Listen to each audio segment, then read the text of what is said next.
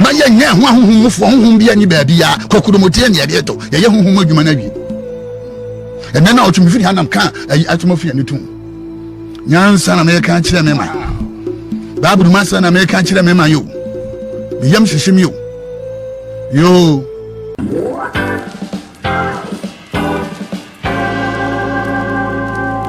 now watch me. Yeah, watching Baba. One train me am of adam para adwemra na fe mi mame mewi me nyana mame kan de nyame de asoma me as one of the gatekeepers mame kan de nyame de asoma me I will return cause now no point say me nies asem we manka necessity has lay upon me necessity now watch this eti sa enkrofo a won behwe abane so nyina entie me se na be ya ochina bi no if anything a ne nyame de suma me no you see the Bible is the book of life and since it's the book of life ade bi a wo pe ewom na abusofo awrahu samne se senior prophet Amoako Attah eka se Bible no eye the book of life no abranche na all host to show no a ye friend no okatechie afrifa no osi book no ye Jew for book nti wo Ghana ha any concept na okenkan sa Bible no eye Jew for book na no sa na okan I have a video of him saying that nti no e mo ngwa se okan we no abranche no entimi ama any rebuttal say no Bible in the book of life no eye Jew for book nti the first say a Jew for book no next a book of life nti just say no nkyere say a book of life na eni senka ya santifo book no nyame na ma santifo so na kyerɛ book no e na ye the book of life I bet maboa ewiase ni panyina edika branch yi beka say eno de enye book of life na senia abrofo edika abawiase a obi atimi su ka etimi boa wi echete ka enye ana say enye ka na how do you tell some my last advice nipa hu dom na me fa de American kan kyerɛ yanko First Samuel chapter 9 verses 15. Ose so na Awurade yi Samuel asutire dakoro ansa na Saul the first electoral commissioner in the Bible. Ko ese wo kyerɛ sɛ mesmo berima bi afri Benjamin asase so aba wo nkyɛn na sra ne ngo esimi man Israel so hene na onyeme man emfri Filistifo ensem. Verse 27 ose na wo sani koduru kuro tia no Samuel eka kyerɛ Saul sɛ ka kyerɛ akoa no sɛ ɔmmɛsene eni yanim enko na ɔsene kɔ a wo de gyina me nkyɛn na me nkan wo nhyehyɛe a Onyankopɔn ɛwɔ ma wo what ko First Samuel now watch me me too electoral commissioner. Okay. The first electoral commissioner was Samuel. O man no airport hene. Ena nyame ka kire Samuel say o kyena sese abrante amema na ba onchen no. Wono no hene no. So Samuel being the first electoral commissioner knew who has won the election ahead. Okay. But in order some for confusion man na obey professional ntino even akwade oka no oka chense ma akwa nense nko nenka me no mi no pe said be ya I will be professional in the face of the nation. Yo abusanfo so heni a odifo yi ekan ya or try say obe compare nia ebe koso ewo Ghana ene nia ekoso wo Israel but ontimi emfan compare emani nyeye nemom odi etie I will give my submissions at the end of the day. Now don't forget say na Israel for na omoye theocratic nation no and say nyame na edi omuso hene ne odi for no beka no eno na ye final and for the first time no ena na omoko akoto aba na say ebi nsheda nc sa that was the first time and he is trying to compare eno anyway but a good lesson there but he is not entirely right but I'll give my comments and submissions at the end of the video. Thank you. Mama Kenyans and some chino mine. With all due respect. Now you to me save we a man. I might talk to their very people.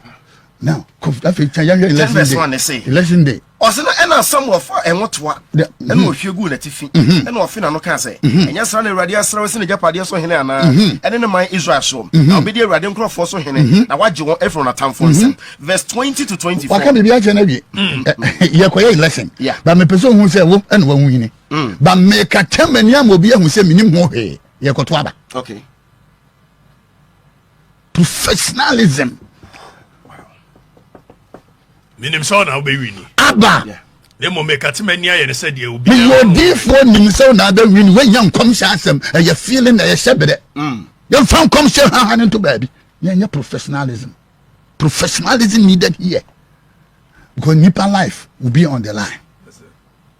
We are here masra wo me de wasi nka nchiro bia me yide kura me mbona mane o chana ye koto aba. Wow. Ade che na da wura samora hye de mum ya mumro. Verse 20 to 24 say na Samuel ma Israel musuako ni nyina twepini na wotwe entonto ema entonto no ebo Benjamin abusua. Okati oso ya den. Oto aba ya. Ye twentonto. Yesu Attah yesu ye twendu oso. Ye to aba. Samuel je hon sagu na chi. Ye to aba. Abusuako nyina aba behia. Me ho wa no nti ohene no. Wa kan che no so na urade benyi na urade say wo wo fakura nkan che no nti ono so ankan che obi o Samuel de sagu na chi no mo to aba na ni sagu ho. Okay, so aha no de me no ya adwene say electoral commissioner no as I say oye neutral obia oye adwuma ma state no me fan say police military any bia polling station agents any adi nyina no they have to be neutral at this time. Nti ano de me no ya adwene na obon say as the video goes on no baby no ase oye amana akoba say ni kwaten ka bia adi4 krampo ehye nkom say ha ana say ha because ono say oyo adi4 but up to now no onyan hye nkom bia. It doesn't make him right, it doesn't make him wrong. In my mind, I think that he is wrong. Say oyo adi4 pa ne nyame ana akata achiro about the election na ada na want me emma out na oma eme declare so far no Prophet Francis Amoako o me declare say asumasi anasa asumasi. Nti let us keep watching and learn something. Wasana ntonto bo Benjamin abusua na oma Benjamin abusua no so twipini na sade na ne musua no etie na otwe ntonto ema ne bo matri na masa ato aba biem ye tromani na aba na obe ye abusua ba ko na abusua nyina sa ato aba no nyensa gu nachi na ntonto no wan fa trobo ama electoral commissioner you in the name of professionalism now be a more charge and be fair. Yes, papa. If said nyame na ye nya ho ahunhum fo honhum bia ni baabi ya kokudomote ne de to ye honhum adwuma na wie ene na otwumfiri hanam kan atomofia ne tum if you have a house and a man I lock it because in the atmosphere says say you lock airspace American government going to me here. No correct. And you can what I say. What are you talking about? No, come on. Wasn't a bokis but so what now so or no one no shadakosi na you who di who say am asem no link bia wow tie to abana ni obewine no odwane akote na manfo operesi gidi wa de wo bible nyansa na me kan kire me man bible ma sa na me kan kire me man yo me yam hyehyem yo mati bonko so bi mfani ma bi me ha adwene with all due respect yam kan what I say yes now after so no ni ho was into okobisa ewrade bi o say can you imagine na omo san kwa ewurade nchen ewurade onipa na yehwehwe no yehwehwe na san mo nsagu na chi oh yeah obenya aba na na ewurade say what I say nti ho na nkom se bae akati se mse ho na de bae nkom se ni pie nkom se pie se wako hinta ana wotutu mirika kofa ne firi ho na obegyina oman nanim no na owares na oman mu nipa nyina efiri metri so ekosoro ana Samuel ka che oman ni nyina se na Samuel so ne nza nyam nam kofa ne bae my god minimu no mi fia ne da so no edika na hyehyesi awurade nyankopon ne na da ma de ache wada Samuel da ma de ache Samuel amia aduana amia okenkan 19 na ofa nipa tete betena konya ho mpanyimfo no se akwa we ona obe ye ohene mo kama no ntum nti aha no pa na me pese metwe mo adwene ene ya adwene esi bibi so wo he de we na osikana said the D4 Samuel like wa mo bia enhunu nia wa selected no because of sena ono na ye statement like he kept everything to himself no to some degree no yes because and it sounds true because in their time no na omo practice said the kind no theocracy na afe na omo eyi nyame every ho say nyame na ye hene edinipa abesi hene in some sense no I may have to agree with Samuel. Don't forget say nipa na ne bae na omo se omo pe ohene nti na ekwan Samuel fa so no na bia Samuel edibim na nia me pese metwe yadwene esiso ene se on se ye ha na ye wa Ghana ha no yentimi fan compare we no because first of all no munyina eye enuanom ba ko munyina had one ancestor like Abraham and Asabia Jacob na ono na ye omunyina one ancestor omunyina na omu free Egypt ye Misraim na omu ko friend Canaan boshe assassin so like they were all one people. It is like say bia a family. It's like say bia ofa asante for na bia asante ye wo abusua bebre wom e bia ekon na eyiko no mni ade saa na Jew for de no etie enti na omu ye one people one family enti no me fan attention e be wo mu kra engomu peace. It is not the same as yedie. Don't forget, like I said, no more one God, one Bible, one everything. Bibia na ye 111. And this Ghana ha assume ahodo bebre na ewa. We don't come from one father. We have one constitution, but we don't come from one father. We have many tribes, many tribes, many languages. They had one language. They had one church. They had one tabernacle. They had one high priest. They had one, like they were one family. Inti no untimi emfan compare yedie ho. What compare yedie ho a enye ye. Inti yedie no senia Samuel na onimnia obe wini nenso wanka anchire obia no because na ono na eye electoral commissioner prophet no. Ye time we die so ye prophet na nyame eyi bibi achire say na asumasi na ma select no ono na machusu na.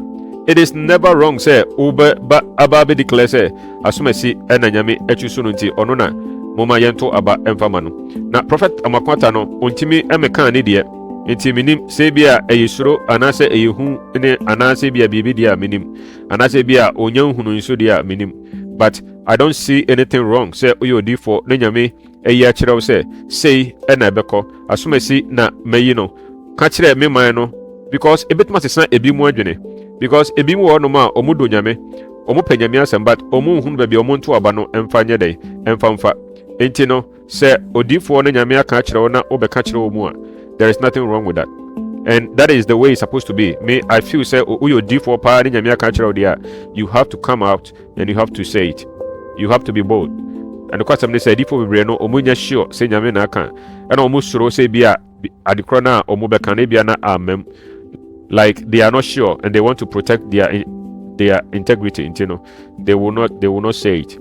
That is all.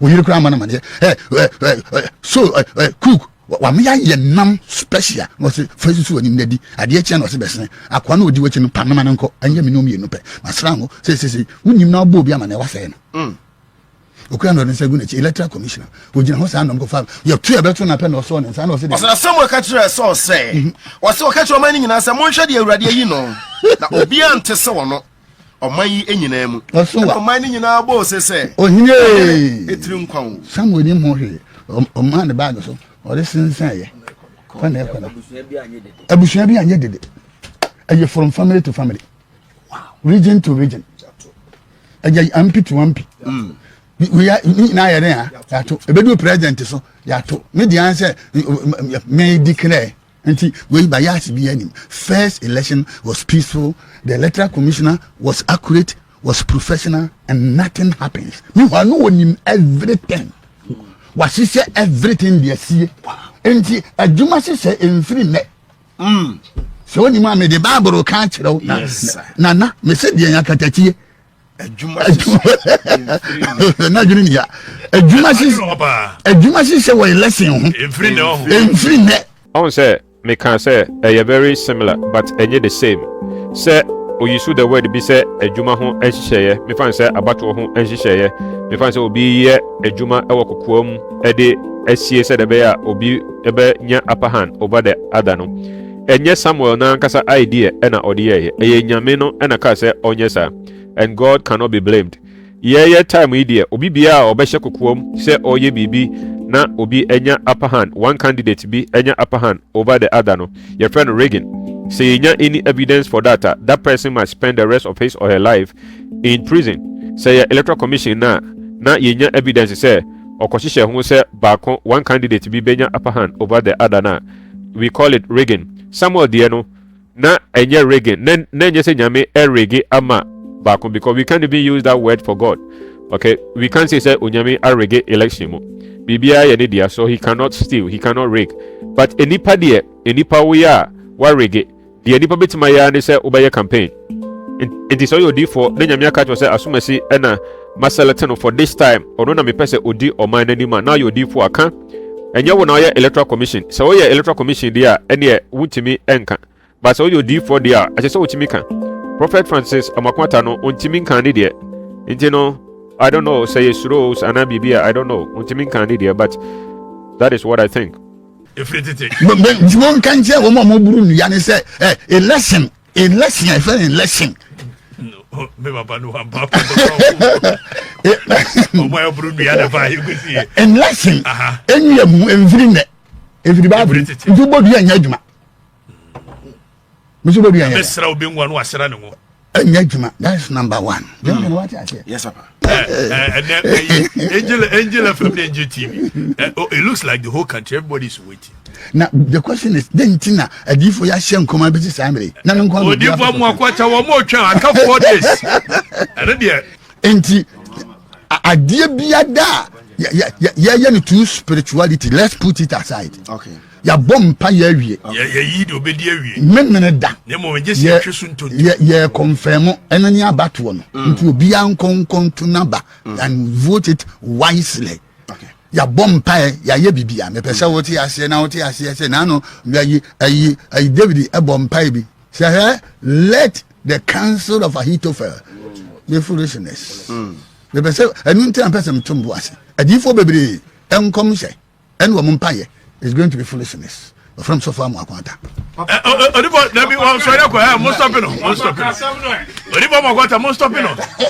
Media, and the customer woman say, Odifo Amoako Attah, many shall say, oh, Akukudru now bet me the Canadian. Minim Sebia, so whom Ponia, but say, Wahua, Onia Akukudra or the Becca. And yes, Sebia, electoral commission. Now, Samuel, now, Okana no tomb because no, your electoral commission, or your electoral commission. Tiada na untimi enkan with you. And you know. Media the person make and say, oh, you're D4. Now you're sure say what free Nyamiho, and you heard it. You really know you heard it. Like you can bet your life on it that you heard it. Come out and declare. There is nothing wrong with that.